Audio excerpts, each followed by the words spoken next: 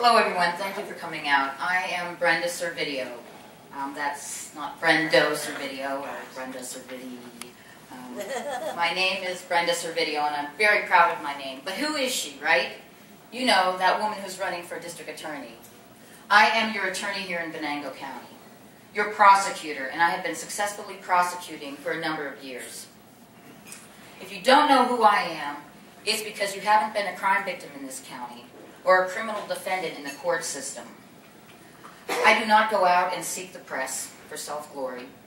I prosecute quietly, with firm resolve and conviction, with a passion and a fire in my gut. I understand that when much is entrusted to a prosecutor, much more will be expected. There are a couple people here today that I'd like to introduce to you because they are very important to who I am today. I'd like to introduce my mother, Elma Ingalls Servidio, please stand, and my father, Robert Servidio.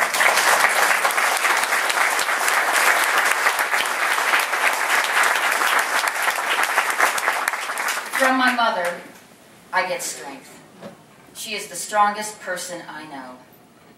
And she's not even 5 feet tall, but she has such strength of character, strength to persevere in the face of adversity, and strength in her convictions. From my father, I get wisdom. He has wisdom like no other, an understanding of the way things are, the way that life is. Straightforward, uncomplicated, no nonsense.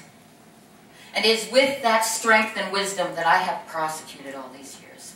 And it is with that strength and wisdom that I will prosecute as your district attorney. We have an assistant district attorney who's new in the office, and his name is Justin Flieger. And he's really a tremendous asset to the county. He's fair and very prosecutorial minded. And I mention him because my initials are BS, which is rather problematic. But Justin has given me a nickname, and that is Buzzsaw. And he calls me Buzzsaw because I cut through the crap when I prosecute. And I'm going to cut through the crap tonight. My opponents are defense lawyers. The entire time that I have been prosecuting, seeking justice, peace, and dignity for the people in this community, they have been seeking acquittals for the people who harm our community. I can tell you some defenses I have seen over the years. There's the jerk defense, the Chewbacca defense, the CSI defense, the blame the victim defense, the cops are corrupt liars defense.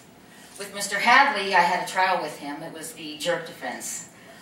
His client was charged with a DUI refusal. He had refused even though he knew that his license would be suspended for a year.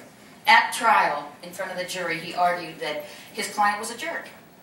He had merely failed field sobriety testing because he, in fact, was a jerk, and that's the reason.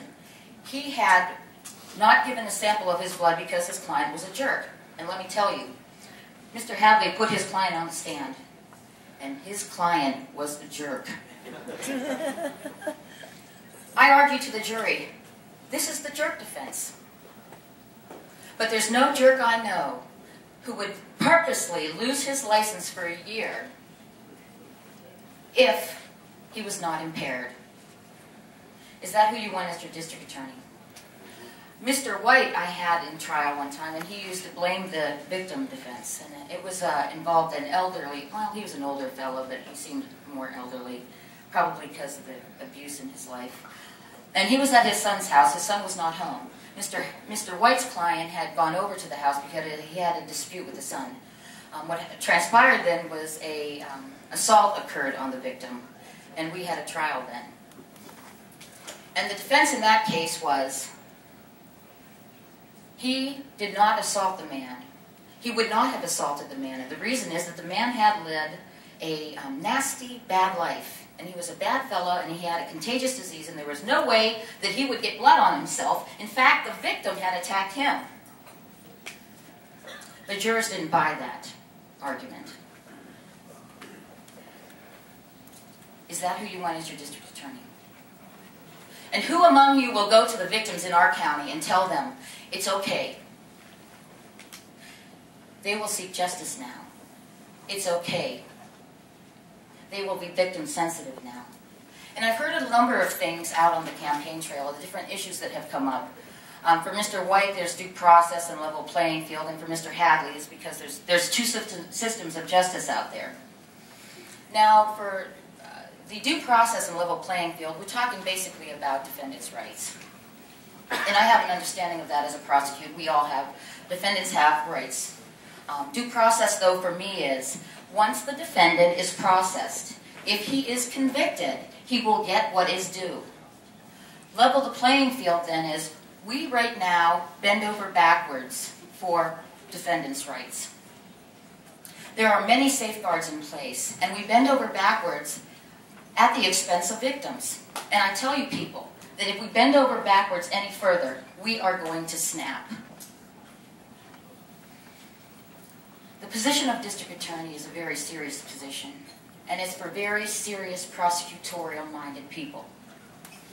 I embrace the challenges of the district attorney's office, as I have as your assistant district attorney. Abraham Lincoln said, "Be sure to put your feet in the right place, then stand firm." And that is what I have done when I have prosecuted here all these years. And I ask that on May 21st, you stand firm and vote for peace, dignity, and justice, and vote Brenda Servidio, your district attorney. Thank you.